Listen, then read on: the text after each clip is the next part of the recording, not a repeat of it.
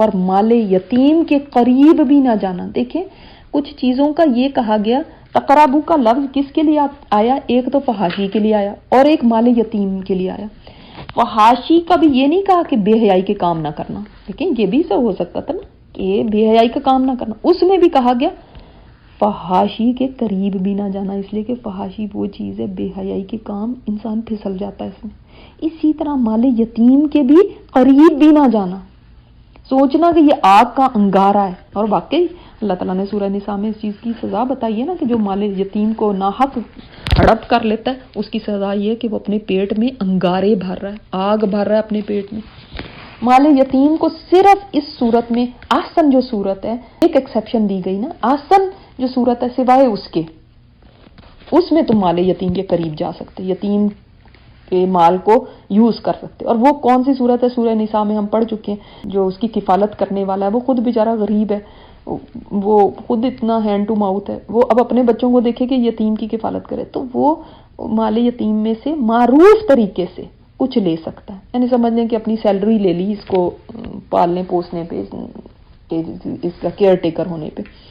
لیکن وہاں پہ بھی یہ کہ اگر تم خود مالدار ہو تو نہ لو جب تک وہ اپنی بلوغت کو نہ پہنچ جائے، یعنی بالغ ہو جائے جو یتیم تو پھر اس کا مال اس کے سپرد کر دیا جائے. اب اس کے اندر بعض علماء کہتے ہیں کہ اگر بالغ ہونے پہ بھی اس کو عقل نہیں آئی، سمجھ نہیں آئی، وہ اپنا مال گنوا سکتا ہے. اب وہ بالغ آج کل بچہ 11-12 سال کا ہو جاتا ہے، اس کے ہاتھ میں اگر آپ پیسے دے دیں گے تو وہ کیا کرے گا؟ اس کو اجاڑ دے گا. تو پھر یہ دیکھا جائے گا کہ اپنے مال کی حفاظت کر سکتا ہے، اس میں صلاحیت پیدا جب ہو جائے گی تب پھر آپ اس کے کو ہینڈ اوور کر دیں اس کے ایسٹس. اس کا آپ کو پتا ہے نا سورہ مطففین میں اللہ تعالیٰ نے فرمایا ویل للمطففین، جو چھوٹی سی مطفف وہ ہے جو چھوٹی سی ڈنڈی مارتا ہے. یعنی اگر آپ کا 100 روپیہ ہے تو اس کے اندر سے ایک کوارٹر، ایک 4 آنے کسی نے رکھ لیے. آپ کا $10 ہے تو اس میں سے 1 سینٹ نکال لیا، 10 سینٹ نکال لیا، تو بالکل چھوٹی یعنی معمولی اتنی چھوٹی سی کمی بیشی پہ بھی فرمایا ویل ہے، ناپ تول. اس میں کمی کی وجہ سے آپ کو پتا ہے قوم شعیب کے اوپر اللہ تعالیٰ نے عذاب نازل فرمایا تھا. آپ صلی اللہ علیہ وسلم نے فرمایا ناپ اور تول یہ وہ کام ہیں جن میں بے انصافی کی وجہ سے تم سے پہلے کئی امتیں عذاب الہی کے ذریعے تباہ ہو چکی. اسی وجہ سے ہمیں کیا بتایا گیا کہ بڑھتا ہوا دے دو. آپ صلی اللہ علیہ وسلم نے کیا فرمایا؟ ایک موقع پر کوئی وزن کرنے والے کو حکم دیا کہ تولو اور جھکتا ہوا تولو، یعنی زیادہ دے دو، کم نہ کرو. اگر کم کیا تو اپنے اوپر وبال ہے. ایسے یہ جیسے اللہ کا بھی حق ہے نا، آپ نے جب نکالنا ہے زکوٰۃ بھی تو زیادہ بڑھتی بھی دے دیں، کوئی بات نہیں، کمی نہ ہو. تو اللہ تعالیٰ نے فرمایا لا نکلف نفسا الا وسعها، ہم نہیں کسی جان کو تکلیف نہیں دیتے مگر اس کی وسعت کے مطابق. یعنی یہ سب چیزیں انسان کے اختیار میں ہیں کہ وہ پورا حق ادا کرے. ہم یہ نہ سوچیں ہائے یہ کون کر سکتا ہے، یہ تو بڑا مشکل کام ہے، اب ہم اتنی چیزوں کو کیسے دیکھیں. نہیں، اللہ تعالیٰ انسان کی طاقت سے زیادہ اس کے اوپر کوئی چیز کا بوجھ نہیں ڈالتا. یہ مطلب ہے بھول چوک اگر کہیں ہو جائے گی اللہ معاف کر دے گا، مگر جان بوجھ کے نہ کریں. کہ جب تم بات کرو عدل کی کرو، چاہے دوسری طرف تمہارے قریبی رشتہ داری کیوں نہ ہو، یعنی ان کو ہی کیوں نہ نقصان ہو رہا، پھر بھی تم نے عدل کی بات کرنی. عدل کی بات یعنی انصاف کی بات، چاہے معاملہ گواہی دینے کا ہو، عدالتوں میں ہو، گھروں میں ہو، کسی جگہ پہ بھی ہو. جب آپ سے کوئی بات پوچھی جائے تو اس کے اندر بات وہ کہنی ہے جو حق بات ہے، جو صحیح بات ہے، جو انصاف والی بات ہے. آپ سے چاہے کوئی مشورہ مانگا جا رہا ہو، لیکن اب دیکھیں نا ہمیں کیا ڈر ہوتا ہے، ہائے نہیں یہ تو میری امی ہے، دوسری طرف میری بہن ہے، یہ تو میرا بھائی ہے، اب میں کیسے اس کے خلاف بولوں، یہ تو میرے سے ناراض ہو جائیں گے. نہیں، قرآن کہتا ہے نہیں، عدل، بے انصافی کی بات نہ کرو. اللہ تو ہمارا رب ہے تو اس عہد کو پورا کرو نا. اب جن کاموں سے وہ منع کرتا ہے ان سے رکو نا. اب انسان کہتا مجھے تو وہ یاد ہی نہیں وہ کب ہوا تھا. ضروری نہیں ہمیں کوئی یاد چیزیں ہوں تبھی وہ ہوتی ہیں. آپ کو یاد ہے کہ آپ اپنی ماں کے گھر ہی پیدا ہوئی تھی؟ کس کو یاد ہے؟ نہیں، کسی کو بھی نہیں یاد. آپ کو یاد ہے کہ یہی آپ کے ماں باپ تھے؟ کسی کو بھی نہیں پتا. یہ ہے جس کی وصیت اللہ تعالیٰ تمہیں کرتا ہے تاکہ تم نصیحت پکڑو. یہ نصیحت ہے اللہ تعالیٰ کی طرف سے. اللہ تمہیں نصیحت کر رہا ہے ان کاموں کی کیونکہ یہ وہ کام ہے. اب دیکھیں پچھلی دفعہ کہا، پچھلی آیت میں تعقلون کہا، اس میں تذکرون کہا. کیوں؟ تو میں نے آپ کو بتایا کہ وہ چیزیں ان میں کامن تھی تو ان کو کہا عقل کرو. یہ تو جو تم کر رہے ہو عقل سے کام لوگے تو پتہ چلے گا یہ تو ساری خراب چیزیں ہیں. اب جو احکامات دیے گئے ہیں یہ وہ احکامات ہیں جن کو انسان اکثر بھول جاتا ہے. ان کو انسان جانتا تو ہے مگر اکثر وہ غافل ہو جاتا ہے، غفلت برتتا ہے. تو غفلت کا علاج یہ ہے کہ انسان کو یاد دہانی کرائی جائے. کون سا راستہ؟ مستقیمہ، سیدھا. اب تمہیں کیا حکم دیا جا رہا ہے؟ فَاتَّبِعُوهُ، تم اس کی پیروی کرو. اتباع کیا چیز ہوتی ہے؟ کسی کے فٹ سٹیپس پر، جیسے کوئی ایک مثلا ریت پہ چل رہا ہے نا، اس کے قدموں کے نشان ہیں، ان نشانوں کے اوپر پیروں کے پیر، یعنی جو اس کے پیروں کا وہ دھنسی ہے زمین، اسی پہ کوئی اپنا پیر رکھ کے چلے تو یہ اتباع ہوتی ہے، جس کو ہم انگلش میں کہتے ہیں فٹ سٹیپس کو فالو کرنا. تو وہ واقعی فٹ سٹیپس کو فالو کرنا اتباع ہے. تو کیا ہے سیدھا راستہ؟ کس کو کہا جا رہا ہے یہ سیدھا راستہ ہے؟ یہ دین اسلام جو ہے نا، یہ فرمایا یہ میرا سیدھا راستہ ہے، اس کے اوپر چلو. دوسرا اس کا یہ بھی مطلب ہو سکتا ہے کہ یہ جو قرآن ہے یہ میرا سیدھا راستہ ہے، یہ صراط مستقیم ہے، اس کے اوپر چلو. اور تیسرا اس کا مطلب یہ بھی ہو سکتا ہے کہ یہ جو ابھی احکامات آئے ہیں، یہ جو پیچھے 2 آیتوں کے اندر، یہ سیدھا راستہ ہے، اس کے اوپر چلتے رہو، اس کی اتباع کرو. ٹھیک ہے، اور یہ میرا سیدھا راستہ ہے. اب دیکھ لیں اس میں تینوں باتیں آ رہی ہیں، تینوں باتوں کا معنی تو ایک ہی ہے. قرآن ہو گیا یا یہ آیتیں ہو گئیں یا اسلام ہو گیا، سب ایک ہی ہے نا. تو یہ ہے راستہ. اللہ تعالیٰ نے فرمایا کہ اس راستے پر چلو، وَلَا تَتَّبِعُوا السُّبُلَ، اور راستوں کی پیروی نہ کرنا، جو اور کئی راستے ہیں، کئی پگڈنڈیاں ہیں. آپ صلی اللہ علیہ وسلم نے ایک لکیر کھینچ کے دکھائی، ایک سیدھی لکیر تھی، فرمایا یہ اللہ کا راستہ ہے. پھر اس کے دائیں بائیں لکیریں کھینچی، فرمایا یہ سبل ہے، یعنی وہ راستے ہیں. کوئی اور راستے آئیں گے، دیکھیں ایک صراط مستقیم وہ ایک ہی ہے. اب اور راستے کہیں شہوات کے ہیں، کہیں اپنی خواہشات کو خدا بنایا ہوا ہے، کہیں اور بدعات کے راستے ہیں. مگر یاد رکھیے ہدایت کا راستہ صرف ایک ہی ہے. اگر کوئی لوگ کہتے ہیں نا نہیں جی سارے ہی راستے ٹھیک ہیں، سبھی ٹھیک ہیں جی، سب ایک خدا کو تو سارے ہی مانگتے ہیں، وہ ہندو بھی ٹھیک ہے، وہ کرسچن بھی ٹھیک ہے، وہ فلاں بھی ٹھیک ہے، کیونکہ سارے ایک کوئی اصل تو جا کے جی ایک کوئی مانتے ہیں نا. نہیں، صراط مستقیم یاد رکھیے گا صرف ایک ہے. دوسرے راستوں پہ نہ چلنا، فَتَفَرَّقَ بِكُمْ عَنْ سَبِيلِهِ، تو وہ جدا کر دیں گے تم کو اس کے راستے سے، یعنی اللہ کے راستے تمہیں ہٹا دیں گے اگر تم ان راستوں پہ چلو گے. تو بہت سارے راستے ہیں جو گمراہی کے ہیں، مگر یاد رکھیے گا سیدھا راستہ بس ایک ہے، اسی کو فالو کرنا، اسی پہ چلنا ہے، تب جنت تک پہنچ سکتے ہیں. یہ وصیت کرتا ہے تمہیں، اس بات کی اللہ تعالیٰ وصیت کرتا ہے تمہیں تاکہ تم تقوی اختیار کرو، یعنی صراط مستقیم اختیار کرنا، اس کے اوپر چلنا اور اس کے خلاف دوسرے راستوں کو چھوڑنا. یہ صرف وہی کر سکتا ہے جس میں تقوی ہو، جس میں خوف خدا ہو. اور جس میں خوف خدا نہیں ہے وہ پھر کئی راستے اختیار کر لے گا، اس کو پرواہ ہی نہیں ہے، پھر وہ کئی پگڈنڈیوں کو اختیار کر لے گا. لہٰذا اگر کسی نے صراط مستقیم پہ چلنا ہے نا تو ان باقی راستوں کو چھوڑنا پڑے گا، تب صراط مستقیم پہ چل سکیں گے. یہ احکامات دینے کے بعد یہ پھر کی بات کیوں آئی کہ پھر آتینا موسیٰ الکتاب، پھر ہم نے دی موسیٰ علیہ السلام کو کتاب؟ اس لیے کہ یہ احکامات ابراہیم علیہ السلام کو بھی دیے گئے، پہلے انبیاء کو بھی دیے گئے، پھر اس کے بعد موسیٰ علیہ السلام کو بھی کتاب دی گئی.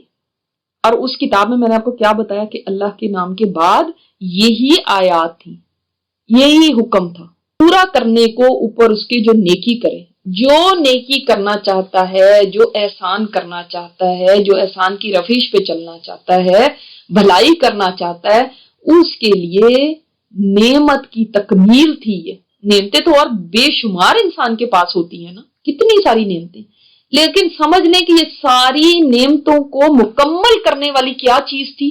تورات.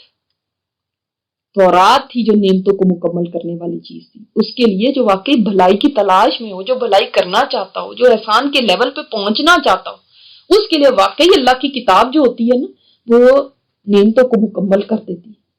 जैसे अब हमने कुरान जब नहीं पढ़ा था, अल्हम्दुलिल्लाह हमारे पास नेमतें तो पहले भी, अल्लाह की बेशुमार नेमतें, हम तो गिन भी नहीं सकते और इस काबिल भी नहीं है, लेकिन जब कुरान पढ़ा ना तो वाकई नेमतों का एहसास हुआ, नेमतें जैसे मुकम्मल हो गई, क्योंकि अब हम नेमतों को भी कुरान की नजर से देखते हैं। अब हर एक नेमत में भी अल्लाह ही नजर आता है। मूसा अलैहिस्सलाम को जो किताब दी गई थी, बड़ी अजीम किताब थी। और ये, लेकिन ये ना कोई समझे कि आज की जो ओल्ड टेस्टिमेंट है वो जो है तौरात है, इसलिए कि उसमें तो 2 दफा तो वो वैसे ही गुम हो गई थी, तो उसको फिर बाय हार्ट लिखा गया था हाफजे से। तो और उसके बाद भी आपको पता है जिस तरह वक्त गुजरता गया, चेंजेस कितनी आई इनकी किताबों में, खुद ही ऐड सब्ट्रैक्ट करते रहे चीजें। तो ये वो एग्जैक्टली तो नहीं है, लेकिन जो वाकई अल्लाह की तरफ से किताब आई थी, वो ऐसी किताब थी कि हर उस इंसान पे जो अच्छा करना चाहे अपनी जिंदगी में, उसके लिए नेमत को तमाम करने वाली थी। वह तफसीलन लिकुल्ली शैइन, और हर चीज की तफसील। हर चीज की तफसील का मतलब ये नहीं कि चूंटी से लेकर चांद सूरज तक की डिटेल्स उसके अंदर दी गई थी, बल्कि शरीयत के अहकामात जो है ना, उनकी डिटेल थी, उनके बारे में सब डिटेल के साथ क्लियर बता दिया गया था। वह हुदन, और वो भी हिदायत थी लोगों के लिए, वह रहमतन, और रहमत थी, लअल्लहुम बिलिक़ाइ रब्बिहिम युमिनून, ताकि वो मुलाकात, अपने रब की मुलाकात पे ईमान लाएं। आपको पता है जो यहूदी थे, इनके अंदर कौन सी चीज थी ऐसी जिसका बिल्कुल समझ ले वो खो चुके थे उसके कॉन्सेप्ट को, और वो थी फिक्र आखरत, आखरत की याद, वो दिमागों से ना महव हो चुकी थी। अल्लाह ताला माफ करे हजरत के साथ, जैसे आज हमारे अंदर से भी फिक्र आखरत महव हो चुकी है। तो इसीलिए अल्लाह ताला ने फरमाया, इसलिए उनको ये किताब दी गई थी, ये हिदायत थी उनके लिए, इसमें तफसील थी, ये उनके लिए बायसे रहमत थी कि शायद वो इस किताब को पढ़ के अल्लाह की मुलाकात का यकीन उनके दिल में फिर से रासिख हो जाए। वरना ऐसे नहीं था कि उनकी शरीयत में आखरत पे ईमान था ही नहीं, ये तो था, हर एक यानी नबी की शरीयत में ये रहा है। जब जहनों से निकल जाता है ना, तभी इंसान फिर उल्टे रास्ते पे चल पड़ता है, तभी तो फिर वो दौलीन हो गए, मगदूब हो गए, वो अल्लाह ताला के गजब में आ गए, कि अल्लाह के सामने जवाबदेही का जो खौफ होना चाहिए वो ही खत्म हो चुका था, बिल्कुल भूल चुके थे। वैसे तो कहने को तो सभी कहते हैं कि हाँ हम मानते हैं, हम मानते हैं, मगर यकीन है कि नहीं? यकीन नहीं था। वहादा किताबुन, और ये है किताब, कौन सी? अब ये कुरान भी वो किताब है कि अंजलनाहु मुबारकुन, हमने नाजिल किया इसको बाबरकत, इसमें बड़ी बरकत है। वाकई इसमें बरकत है। जो लोग कहते हैं ना हम बरकत के लिए पढ़ना चाहते हैं, तो वाकई बरकत तो है इसमें कोई शक नहीं है। ये नफा देती है दीन में का भी, दुनिया का भी। अल्लाह ताला ने हुक्म दिया फत्तबिऊहु, ये अहम बात है, इसको हाईलाइट करें, इसको सर्कल करें कि ये किताब है, अल्लाह ताला ने बाबरकत किताब उतारी है।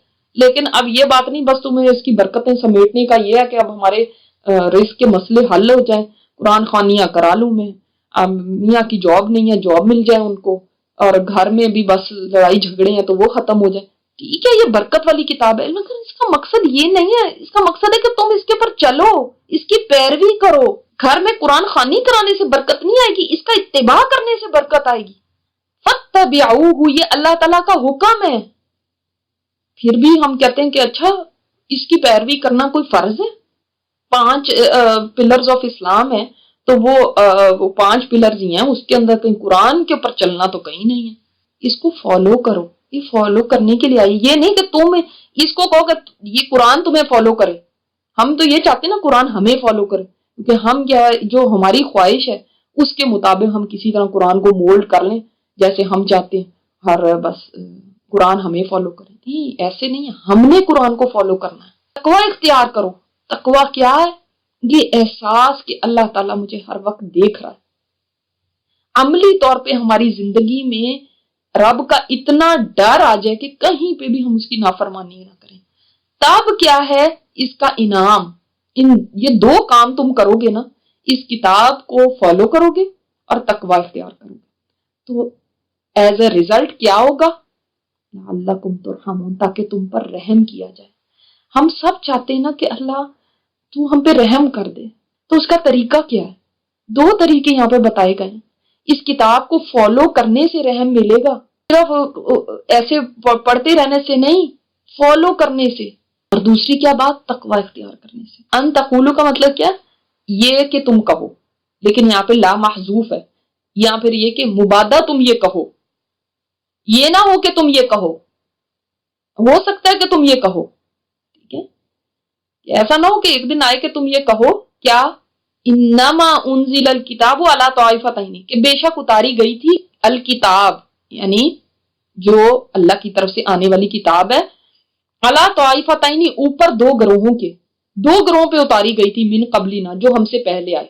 کون سے وہ دو گروہ تھے جن پہ الکتاب اتاری گئی، اللہ کی طرف سے آئی ہوئی کتاب آئی؟ کون سے دو گروہوں پہ؟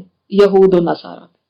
یہ نہ ہو کہ تم یہ کہو کہ یہود و نصارہ پہ تو کتاب آئی تھی، ہم تو اس کے پڑھنے پڑھانے سے غافل تھے. البتہ ہمارے پاس کون سی کتاب آئی جو ہمیں آپ پوچھ رہے ہیں کہ بھئی آپ نے کتاب پہ عمل کیوں نہیں کیا، آپ اللہ کی مرضی پہ کیوں نہیں چلے؟ یہ نہ ہو کہ تم قیامت کے دن اٹھ کے یہ کہو. مشرکین سے کہا جا رہا ہے کہ یہ نہ ہو کہ تم اللہ کے سامنے اس دن کھڑے ہو کے یہ کہو اللہ ہمارے پاس کہاں کتاب آئی، ہمیں تو کتاب ملی ہی نہیں. ٹھیک ہے، ان کو تورات ملی، ان کو انجیل ملی، لیکن ہمیں تو کوئی کتاب نہیں ملی نا. تو اب ہم سے پھر کیوں پوچھ رہے ہیں آپ؟ ہم نے تو وہ کتابیں نہیں پڑھی، ہمیں کیا پتا ان کتابوں میں کیا لکھا ہوا تھا. وہ تو ان کے پاس آئی تھی، ظاہر ہے وہ لوگ تو اپنی کتابیں ویسے ہی لاک میں رکھتے تھے، تو ساروں کے پاس ایکسیسیبل ہی نہیں تھی. تو ہم تو ان کے پڑھنے پڑھانے سے غافل تھے، یعنی ہمیں تو پتہ ہی نہیں ہے ان میں کیا تھا. تو اللہ پھر ہمارے اوپر تو نہ آپ کوئی سزا وغیرہ کرے. تو اب تم یہ نہیں کہہ سکتے، اس لیے کہ اللہ تعالیٰ نے اب حجت تمام کر دی، اب آ گئی ہے تمہارے پاس کتاب. Now you cannot give an excuse on the day of judgment کہ نہیں ہمیں نہیں پتا تھا، اللہ ہمیں کیا پتا تھا. آپ کے پاس کتاب آ چکی کہ نہیں آ چکی؟ ہم یہ نہیں کہہ سکتے کہ نہیں وہ تو سعودی عرب والوں کے پاس آئی ہے، میرے پاس تو آئی نہیں. آپ کے گھر میں پڑی ہے نا. اب آپ یہ نہیں کہہ سکتے پچھلے لوگوں پہ آئی تھی، ان کے پاس آئی تھی، عربوں کے پاس آئی تھی، ہمیں تو کوئی پتہ ہی نہیں. ہمیں کیا پتا اللہ کی مرضی کیا ہے، ہمیں کیا پتا اللہ ہم سے کیا چاہتا ہے. نہیں ہم تو بڑے انوسینٹ ہیں بیچارے، ہمارا کیا قصور ہے. نہیں، اللہ نے کتاب دے دی ہے. Now you cannot plead ignorance. آپ یہ نہیں کہہ سکتے کہ میں جو ہوں بیچاری مجھے کیا پتا، یہ کہہ کے آپ آخرت میں نہیں بچ سکتے. یہ نہ تم کہو مبادہ، یہ تم کہو، ہو سکتا ہے تم یہ کہو لو انا انزل علینا الکتاب لکنا اہدی منہم. یہ بھی ہماری بڑی باتیں ہوتی ہیں کہ اگر ہم پہ نازل کی جاتی نا کتاب تو ہم تو بہت ہدایت یافتہ ہوتے، ہم تو بڑے ہدایت، یعنی یہ تو اب یہ یہود اور نصارہ پہ کتاب نازل ہوئی اور انہوں نے تو یہ بدتمیزیاں کی اور وہ تو مغضوب ہو گئے اور یہ ہو گئے. ہمارے پاس کتاب آتی نا، ہم پھر ذرا دکھاتے کہ ہدایت ہوتی کیا ہے، ہدایت پہ چلنا ہوتا کیا ہے. ہمیں تو موقع نہیں ملا نا، تو ہم اس لیے ہم نے کیا دکھانا تھا. لیکن اگر ہمیں کتاب دی جاتی نا پھر پتا چلتا. ہدایت آ گئی، کتاب آ گئی، اب کوئی یہ نہیں کہہ سکتا ہم پہ آتی تو ہم کر کے دکھاتے. آ گئی ہے نا، اب کر کے دکھاؤ. کیونکہ ہمارے دعوے تب تک ہوتے ہیں جب تک وہ دور دور چیز ہوتی ہے، تو پھر ہم بڑی باتیں کرتے ہیں. بس مجھے موقع مل جائے، اگر کوئی جنگ ہو تو میں بتاؤں کہ اللہ کے راستے میں جان دینا کیا ہوتا ہے، اگر موقع ملے تو تب پتہ چلے کہ میں اللہ کے لیے کیا کر سکتی ہوں. پھر ہم کتنے دعوے کرتے ہیں نا. مجھے قرآن کی کوئی کلاس میرے گھر کے قریب مل جاتی تو پھر پتہ چلتا کہ میں کیسا پڑھتی ہوں. بس یہاں پہ کوئی انتظام ہی نہیں ہے، اس لیے میرے گھر کے پاس مسجد ہوتی تو پھر میں بتاتی کہ کس طرح سے مسجد جایا جاتا ہے. اگر یوں ہوتا تو پھر میں یوں کرتی، اور یوں ہوتا میں بھی اگر جاب نہ کرتی ہوتی، گھر میں بیٹھتی نا، تو پھر میں بھی بتاتی کیسے کلاس لی جاتی، پھر دیکھنا تھا میں نے کتنا اچھا پڑھنا تھا.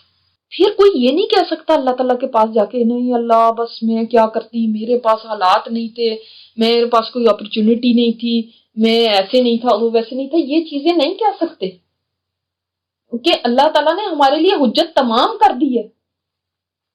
اور یہ جو بلند و بانگ دعوے ہیں یہ نہیں آپ آج کر سکتے، ایسے ہوتا تو پھر میں یہ کرتی.